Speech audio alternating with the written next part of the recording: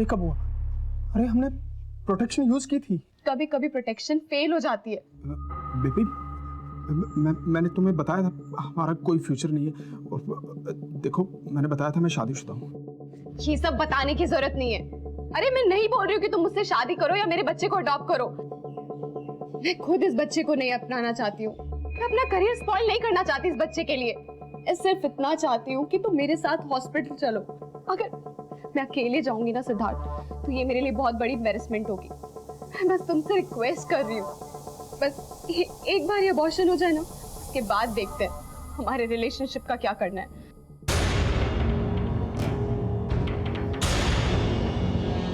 Please करो मत, मैं चलूंगा साथ में, सब ठीक हो जाएगा।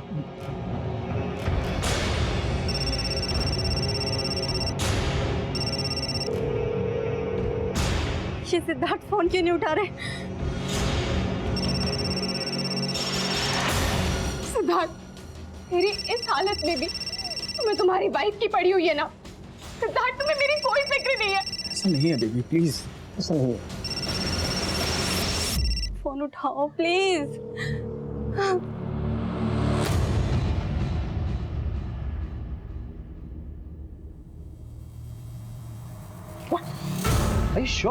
हाँ सर, कमल ने ही मारा है मेरी बहन को। अभी मेरी बहन की चिता ठंडी भी नहीं हुई थी और उसका पति अपनी भाभी के साथ। आपके पास कोई प्रूफ है? हाँ सर है, ये देखिए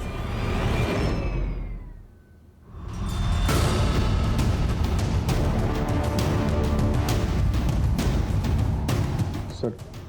मैंने कुछ नहीं किया सर। तेरे पवित्र रिश्ते की तो पोल खुल गई है। अपने बीवी बच्चे को क्यों मारा ये तू बताएगा या तेरी पूजनीय भाभी? मेरा यकीन कीजिए सर, हमने कुछ नहीं किया। कमीना है तो कमीना, गिराती है मुझे तुझ पर। ऐसी घटिया हरकत करने के लिए तूने मेरी बहन और उसके बच्चे को मार दिया। छे सर, लेके जाइए इसे, लेके जाइए इसे। बच्चे को नहीं मारा, लगता है मैं अपने खुद के बच्चे को मारूंगा। छोड़ो मुझे, तो गलत है। मेरी साली को मारा तूने? हाँ? मेरी साली को मारा तूने? अपने बच्चों को मार, तू शर्म नहीं आई तुझे? यार साले छोड़ूंगा नहीं तुम।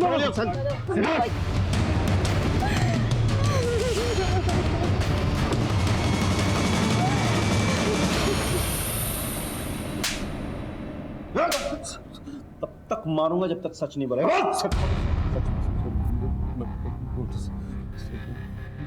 मैं सच कह रहा हूँ कि मैंने कुछ नहीं किया। अच्छा, मेरी भाभी के साथ मेरा गलत रिश्ता था, लेकिन वो भैया के गुजरने के बाद हमारी नजदीकियां बढ़ गई। तुम भी अब कल घर चले जाओगे, थोड़ा टाइम तो मेरे साथ बिताया करो। मैं तो हमेशा तुम्हारे साथ रहना चाहता हूँ। सच? भरोसा रखो। कमल की शादी हो गई, पर हमें तो एक दूसरे की आदत सी पड़ गई थी। बस हमने तय किया जैसे चल रहा है वैसे चलने देंगे, और हम छिप छिप के मिलने लगे थे। और तेरी बीवी को पता चल गया और तूने अपने बीवी और बच्चों को सच बोल। तो मेरी बीवी कंचन को कुछ नहीं मालूम था। कंचन को पता भी चलता तो भी मैं इसको नहीं मारता। I loved her sir. ये छुप छुप कर मिलने से तंग आ गई होगी ना। और वैसे भी अभी तो तू सिर्फ 40 साल की है ना, अपने देवर के साथ तो लाइफ आराम से सेट कर सकती थी, लेकिन कंचन और उसके बच्चों के रहते तो ये सब कुछ पॉसिबल नहीं था, और इसीलिए तुम दोनों ने मिलकर के कंचन और उसके बच्चों को मार डाला। नहीं, ये गलत है। कमल अपनी पत्नी से बहुत प्यार करता था, दुनिया थी वो उसकी। कंचन एक बहुत अच्छी लड़की थी, मैं उसका घर नहीं तोड़ना चाहती थी। मुझे जो चाहिए था वो मुझे मिल रहा था, फिर मैं उसे क्यों मारूंगी? मर सर, मर। तब तक मर जब तक सच नहीं बोलता, और उसके बाद ही मरते रह। हमारे तमाम कोशिशों के बावजूद कमल और नीता इसी बयान पर टिके रहे कि उन्होंने ये खून नहीं किया। कमल दिल्ली में ही था और उसका अपने भाभी के साथ नाजायज संबंध भी थे, लेकिन हमारे हाथ कोई ऐसा पुख्ता सबूत नहीं लगा जिससे यह साबित हो सके कि उन्होंने ही ये मर्डर किए हैं। इसी बीच हमें एक लीड मिली। आगे बहुत सारे खबरी का फोन आया था। कंचन के घर से जो ज्वेलरी लूटे गए थे वो शाहदरा के पास एक ज्वेलरी शॉप में बेचे गए हैं। उठा लो उस ज्वेलरी। सब हाँ साहब, ये ज्वेलरी तो कल ही खरीदी है मैंने। चोरी का माल ही है, समझ में आया? माफ करना साहब, छोटा दुकान है अपना, छोटे मोटे लोग ही आते रहते हैं यहाँ पे। किसने भेजी थी? 2 लोग आए थे साहब, एक बाहर बाइक पे खड़ा था, एक अंदर आया था ज्वेलरी बेचने। सीसीटीवी है दुकान में?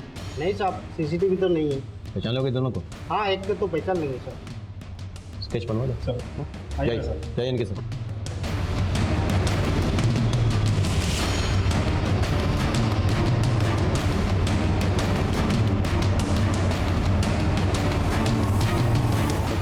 सर स्केच बन गया।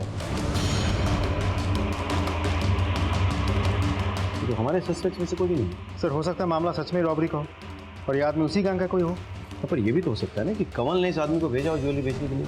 तो एक काम करो, इस स्केच को तुम हर एक पुलिस स्टेशन में सर्कुलेट कराओ, पता करो ये कोई हिस्ट्री शीट है या नहीं, और अपने खबरियों को भी भेज दो। मुझे ये आदमी किसी भी हालत में चाहिए। सेकेंडली, कमल और नीता तो अपने साथी को जानते होंगे, तो उनको बुला। It's fine sir. Thank you.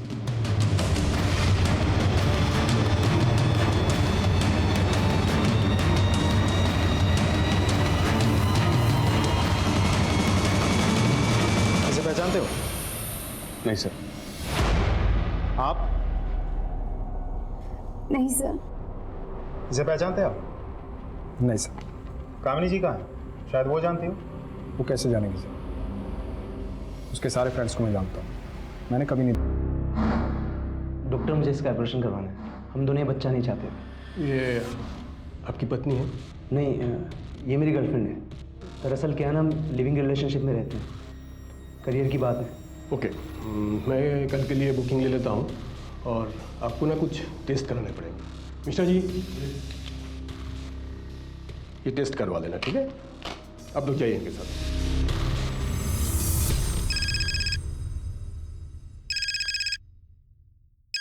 Hello.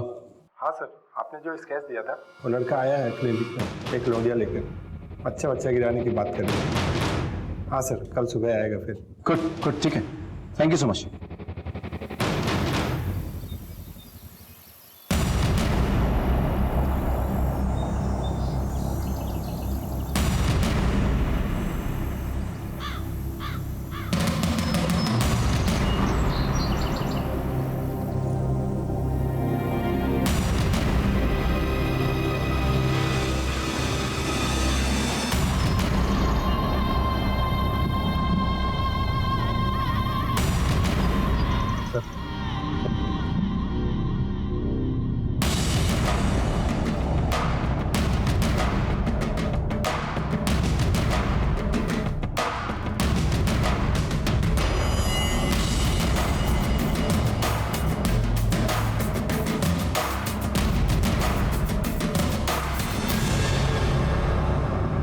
Excuse me,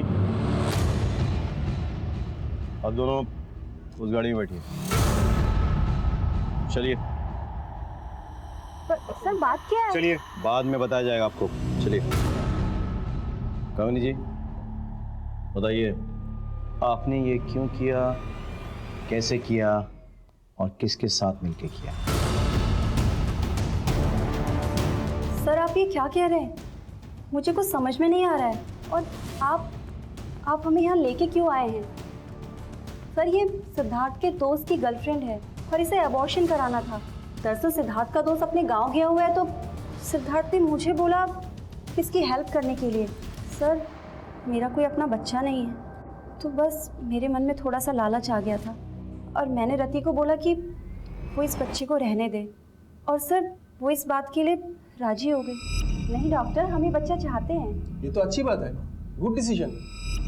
तो आप इनके बॉयफ्रेंड को जानती हैं? क्यों?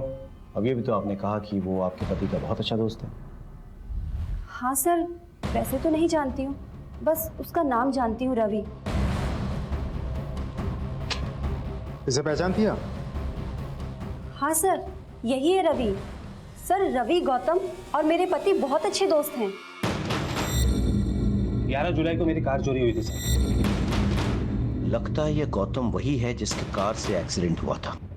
गौतम तो कामिनी जी, क्या आप जानती हैं जिस शख्स की गर्लफ्रेंड को आप हेल्प करने की कोशिश कर रही हैं उसका शायद डायरेक्ट ताल्लुक आपकी बहन के मर्डर से है। क्या? या जो गहने आपके बहन के घर से गायब हुए थे ना, उनको रवि नहीं बेचा है। तो कहाँ है तुम्हारा बॉयफ्रेंड? सर रवि मेरा बॉयफ्रेंड नहीं है। तो फिर कौन है वो हॉस्पिटल क्यों गया था? बच्चा किसका है ये? बोलना। बच्चा किसका है? सिद्धार्थ।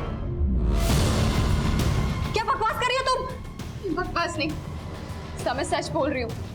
सिद्धार्थ ने मुझे बोला था कि वो मेरे साथ हॉस्पिटल नहीं जा पाएंगे, वो अपने किसी दोस्त को भेजेंगे, और उन्होंने मुझे रवि से इंट्रोड्यूस कराया। मैं रवि के साथ क्लिनिक गई।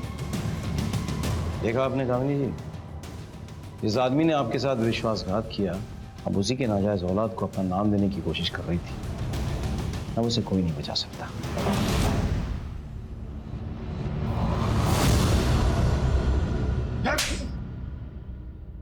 चल। सर कंचन को मेरे और रति के बारे में पता चल गया।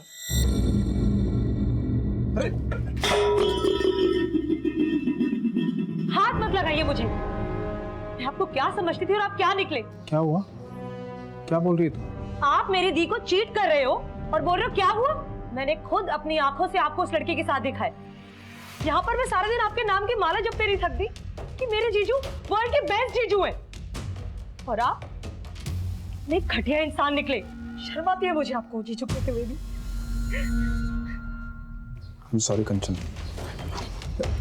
माफ कर दो मुझे। तुम्हें पता है ना मैं तुम्हारी दीदी से कितना प्यार करता हूँ। वो लड़की तो ऐसे ही है, कभी नहीं मिलूंगा उससे, प्रॉमिस। प्लीज दीदी को मत बताना तुम्हारी। और मैं आपको लास्ट वार्निंग दे रही हूँ, अगर मैंने दोबारा आपको उस लड़की के साथ देखा ना तो मैं पुलिस में कंप्लेंट कर दूंगी। मैंने उसे समझाया था किसी को कुछ मत बताना, और वो अपनी बहन को बहुत प्यार करती थी। मुझे लगा कभी ना कभी उसे कुछ कर दे। मैंने सोचा मैं उसे मार देता।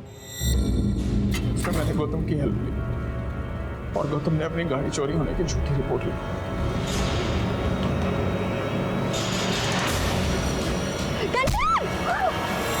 वो बच गई थी सर।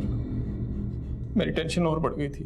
मुझे लगा कि मुझे खुद उसे मारना होगा। मैंने अपनी बीवी कामनी के कपड़े पहने और मैंने रास्ते से लेडीज साइकिल उठाई, और फिर मैं कंचन के घर गया।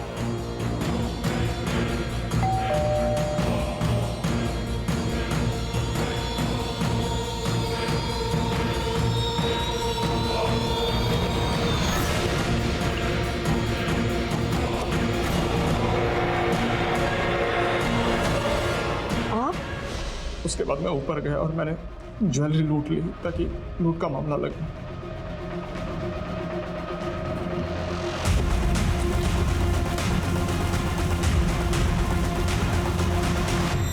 मैंने सारी ज्वेलरी गौतम और रवि को दे दी, और मैंने उन्हें कहा था कि इसे बेचना मत, पर वो साले कमीने। वो कमीना है? कमीना तूने उस औरत को मारा जो तुझे इतना मानती थी, इतना भरोसा करती थी, और सिर्फ उस औरत को नहीं, तूने उसके 2 मासूम बच्चों को मार डाला। तुझे तो जो सजा मिले वो भी कम है। तेरे जैसे लोगों के कारण अपनों पर से भरोसा उठ जाता है। विश्वासघात बाहर से नहीं आते हैं, तेरे जैसे घर में पैदा होते हैं।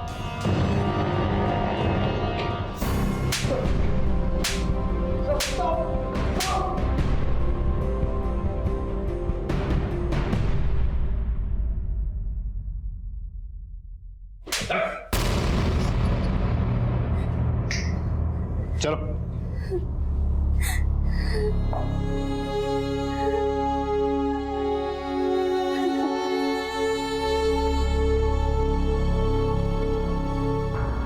कंचन को अपराध से पहले बार बार दस्तक मिली।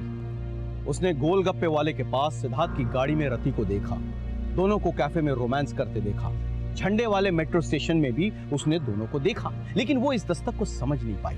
वो ये नहीं समझ पाई कि जो आदमी अपनी पत्नी को धोखा दे सकता है वो किसी भी हद तक गिर सकता है। लेकिन उसने इस बात का जिक्र अपने दीदी से नहीं किया, क्योंकि वो अपने दीदी के घर में दरार नहीं पैदा करना चाहती थी। वो तो इस दस्तक को भी नहीं पहचान पाई कि उसकी दीदी कामिनी के मन में उसकी और जीजाजी को लेकर शक पैदा हो गया था। यहां तक कि कामिनी ने भी एक दस्तक को नजरअंदाज किया। जब गौतम की गाड़ी ने कंचन को टक्कर मारने की कोशिश की, तब कामिनी को ऐसा लगा कि ये ड्राइवर जानबूझकर कर रहा था, लेकिन उसने इस बात को सीरियस नहीं लिया। वो अपने प्रॉब्लम्स में इतनी उलझी हुई थी कि उसने इस दस्तक को सुनकर भी अनसुना कर दिया। अगर उस वक्त कामिनी पुलिस स्टेशन चली गई होती तो शायद आज कंचन जिंदा होती और साथ में उसके बच्चे भी। इसी के साथ मैं सीनियर इंस्पेक्टर विवेक शर्मा आपसे विदा लेता हूं। कल फिर मिलेंगे। सतर्क रहिए, देखते रहिए क्राइम पेट्रोल दस्तक। मकसद सिर्फ बता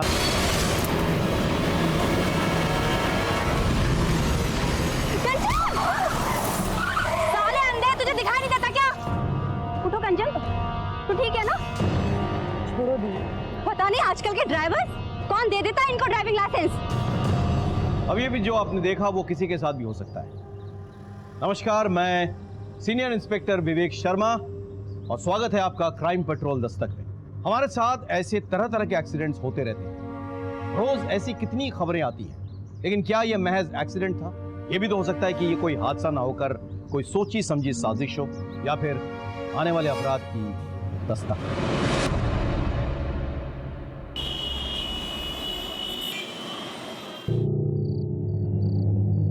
कब आओगी? अरे कानपुर तो जा रहा हूँ मैं, 3 दिन में वापस आ जाऊंगा।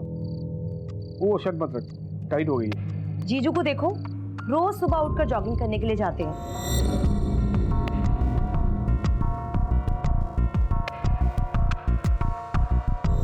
तू और तेरे जीजू, जब तक तू उसका नाम नहीं लेती ना सुबह से, तेरा खाना नहीं बचता, दिन नहीं गुजरता तेरा। मेरे जीजू है ही वर्ल्ड के बेस्ट जीजू। कितना हार्ड वर्क करते हैं वो। हाँ, ये बात तूने सही कहा। वैसे हार्ड वर्क तो मुझे भी करने का दिल कर रहा है। अरे क्या कर रहे हो? क्या कर रहा हूँ? पापा, आज हम भी आपके साथ सोएंगे। पापा, कल आप चले जाएंगे ना, इसके लिए आज हम आपके साथ ही सोएंगे। मैं भी। ठीक है बेटा, आओ। ध्यान रखना अपना। हाँ।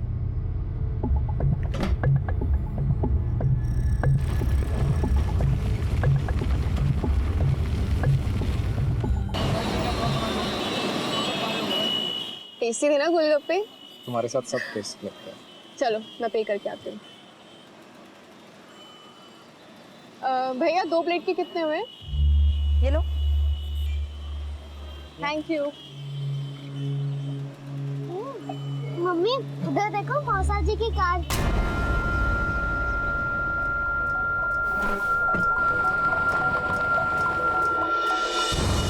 ये पैसे लो। चलो।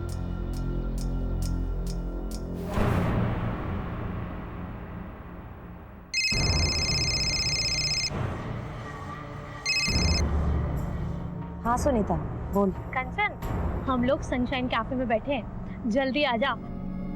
चल ठीक है, मैं आती हूँ। आ रही है।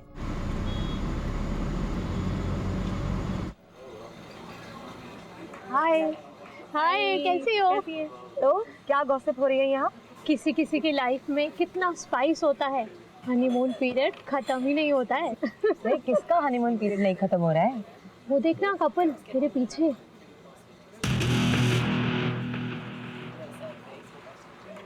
जीजू, वो तेरी दी जीजू है क्या? नहीं नहीं, वो पीछे से देखने में मुझे ऐसा लगा मेरे जीजू हैं। कोई और है। ओके, अच्छा सुनो, मैं चलती हूँ, मुझे बच्चों को ना पिक करना है ट्यूशन। अरे अभी तो आई हो, क्या बैठ रहा हूँ थोड़ा सा। नहीं नहीं, लेट हो रहा है, मैं ना फिर कभी आऊंगी। हाँ अच्छा, तू भी ना। Bye bye.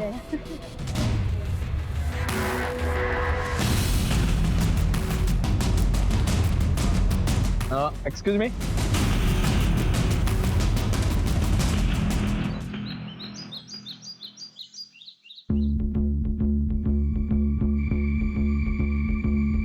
क्या कर रहे हो तुम दोनों? देखने में कि मैं कुछ जरूरी काम कर रही हूँ। मम्मी, आप क्या काम कर रही हो? आप तो बस मौसा जी को फोन लगा रही हो ना। नहीं, मैं लगा।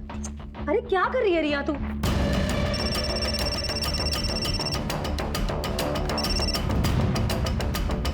हेलो साली साहिबा। मौसा जी, मैं आपकी साली साहिबा नहीं हूँ, मैं आपकी रियू हूँ, रियू। ओह, तो हमारी रियू को कैसे याद आई हमारी? मुझे नहीं आई, मम्मी को आई। वो तो बार बार आपको फोन कर रही हैं और काट रही हैं। कुछ इम्पोर्टेंट काम होगा, फोन दो जरा। सुना है कोई हमारी याद में बहुत तड़प रहा है। जीजू, वो जुबान भी कांप रही है। बहुत मिस कर रही हो क्या? कवल कहाँ है? वो तो बिजनेस ट्रिप के लिए बाहर गए हुए हैं। अच्छा तभी। आ जाऊं? साथ में तुम्हारी बोरिंग दीदी को भी ले आता हूँ। वो बच्चे संभाल लेगी और हम मस्ती करेंगे। वो जीजू, एक्चुअली मुझे आपसे कुछ बहुत ज़रूरी बात करनी थी। क्या हुआ कंचन को? आओ मैं बात करती हूँ। क्या हुआ तुझे? नहीं दीदी, कुछ नहीं, मैं बाद में बात करती हूँ। हाँ हेलो कंचन, काट दिया। थोड़ी परेशान लग रही थी। चलो ना, चल के देखते हैं। नहीं, मुझे अर्जेंट काम है, मुझे जाना है। तू चली जा। वो मेरी बात सुनती ही कहाँ है? सारी बातें तो वो आपसे शेयर करती हैं, और वैसे भी वर्ल्ड के बेस्ट जीजू जो हो आप। अरे यार अर्जेंट काम है मुझे, तू चली जा। अच्छा सुन, वो डिनर मत बनाना, लेट हो जाऊंगा आने।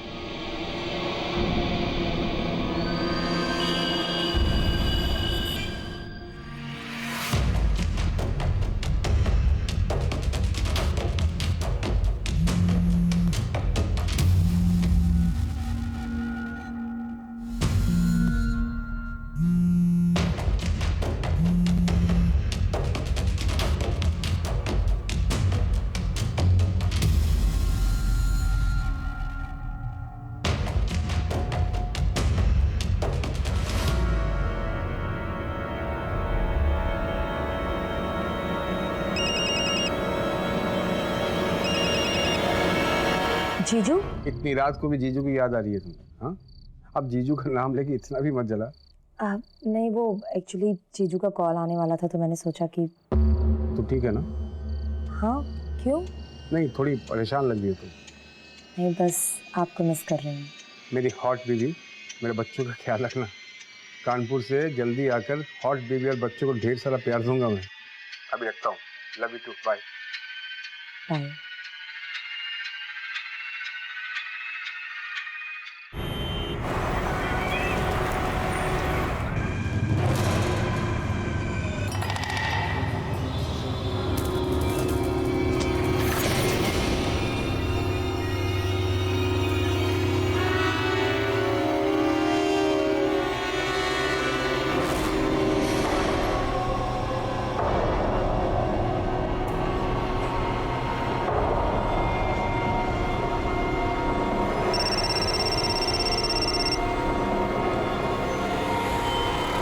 हेलो जीजू, कहाँ हैं आप? ऑफिस में। अच्छा आप घर आ जाइए, मुझे आपसे कुछ ज़रूरी बात करनी है। बच्चे कहाँ हैं? बच्चे ट्यूशन गए हैं। बाय।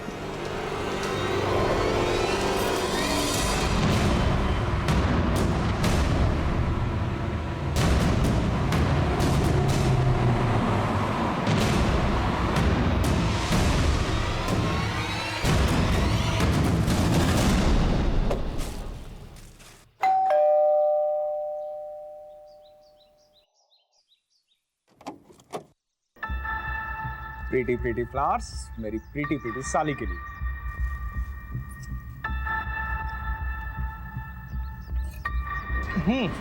बोल। मैं चाय बना के लाती। अरे तुम्हारे हाथ की अदरक की चाय? सुनना, मैं हेल्प करता हूँ। भाई मेरी साली और उसके हाथ की चाय, दुनिया में इन दोनों का कोई मुकाबला नहीं है। चाय पत्ती, हाँ चाय पत्ती, चीनी, पता है तुम्हें? वो तो तुम्हारी दीदी पहले मिल गई। तुम्हारी दीदी पहले नहीं मिलती ना, तो शादी तो मैं तुमसे करता। हाँ मिल्क, ये रहा मिल्क, ये लो। तो ठीक तो है ना?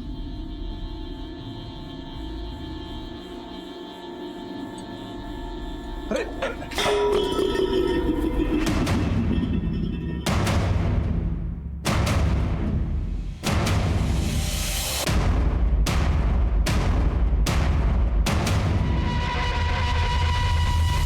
आई एम सॉरी, जो हुआ उसे भूल जाओ, ऐसा नहीं होना चाहिए। किसी को बताना मत, बहुत बदनामी हो गई।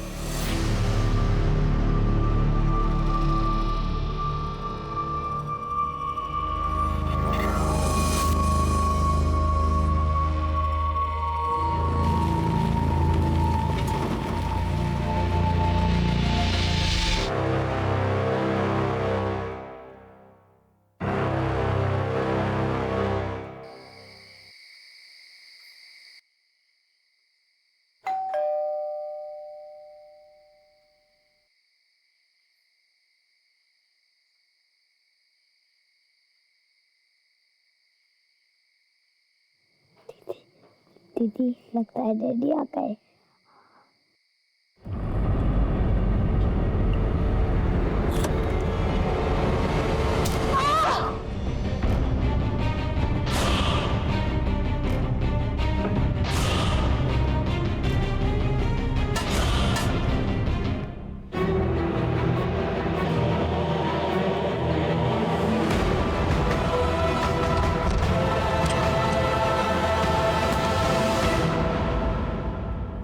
कहाँ गए थे?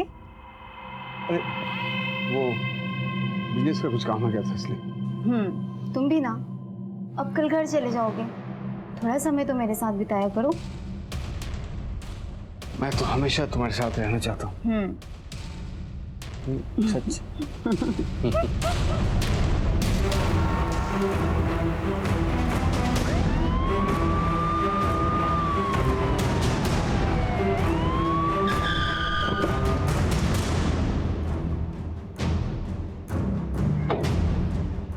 सर, एक औरत और 2 बच्चों की हत्या हुई। हस्बैंड घर पे ही है।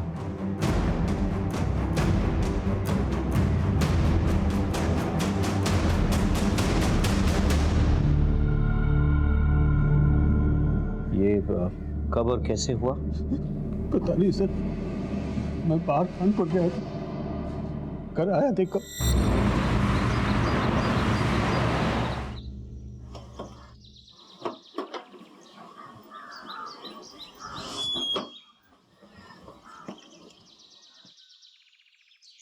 सुबह सुबह ही कहाँ चलेगी?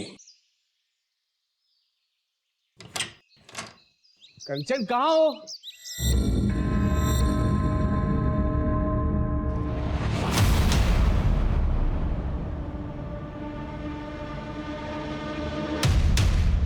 सर, मुझे तो ये रॉबरी का केस लगता है। अलमारी का लॉक तोड़ा गया है, तिजोरी बिल्कुल खाली है। और ये देखिए सर, ब्लड के ट्रेसेस भी तो हैं। तुम्हें तो कह रहे थे कि कोई फोर्स एंट्री नहीं हुई है। जी सर, मैंने चेक किया था, कोई फोर्स एंट्री तो नहीं हुई थी। लेकिन सर, ऐसा भी तो हो सकता है कि कंचन ने बिना देखे दरवाज़ा खोला हो और किलर ने अंदर आते ही तुरंत उस पर अटैक किया हो। क्योंकि जिस तरीके से कंचन की बॉडी नीचे दरवाजे के बिल्कुल पास पड़ी है और ब्लड के ट्रेसेस भी दिख रहे हो, इससे ये बात तो साफ हो जाती है कि किलर ने उसे दरवाजे के आसपास ही कहीं मारा। काम करो, फॉरेंसिक से कहो कि अलमारी से ब्लड सैंपल्स और फिंगरप्रिंट्स कलेक्ट करें। सब। अच्छा, ऊपर वाले अलमारी में कोई कैश ज्वेलरी वगैरह कुछ था क्या? 2-3 लाख रुपए कैश और 3 लाख के गहने भी थे। कुछ भी नहीं। ज्वेलरीज की फोटोग्राफ्स है आपके पास?